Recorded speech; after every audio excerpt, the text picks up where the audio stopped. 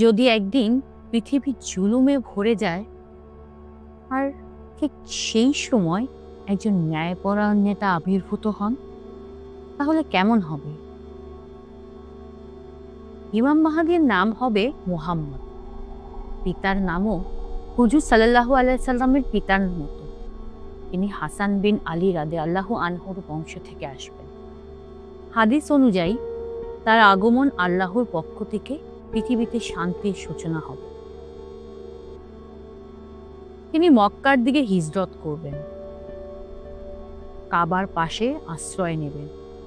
মানুষ তাকে জোর করে বায়াত দিতে চাইবে, আর ঠিক তখনই তার বিরুদ্ধ বাহিনী বায়দা প্রান্তরে ধ্বংস হয়ে যাবে।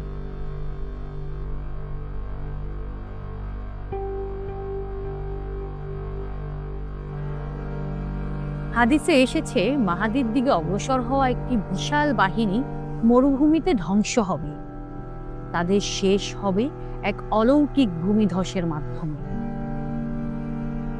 মাহাদির শাসনকালে আকাশ থেকে বৃষ্টি বর্ষিত হবে, ফসল বৃদ্ধি পাবে, ধন সম্পদ চারিদিকে ছড়িয়ে পড়বে।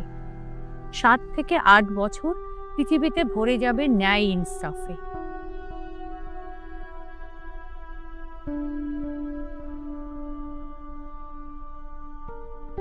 দাজ্জালের ফিতনা ছড়িয়ে পড়লে আল্লাহ ঈসা আলাইহিস সালামকে নাজিল করবেন। তিনি ইমাম মাহাদির পেছনে দাঁড়িয়ে নামাজ আদায় করবেন এবং একসাথে তারা দাজ্জালের শক্তি ভেঙে দিবেন। সারা পৃথিবীতে শান্তি ফিরে আসবে, মানুষ ভয় ছাড়া চলাফেরা করবে, বরকত, ইনসাফ, কল্যাণ সবকিছু ছড়িয়ে পড়বে মানুষের জীবনে। এই যুগ হবে ইসলামের সোনালী অধ্যায়। ইমাম মাহাদির আগমন আখেরি জামানার সবচেয়ে বড় আলামত। তার আগমন হবে রহমত, ন্যায় ও শান্তির বার্তা। এমন সত্য ইসলামিক গল্প আরও জানতে এখনই চ্যানেলটি সাবস্ক্রাইব করুন এবং বেল আইকন চাপুন।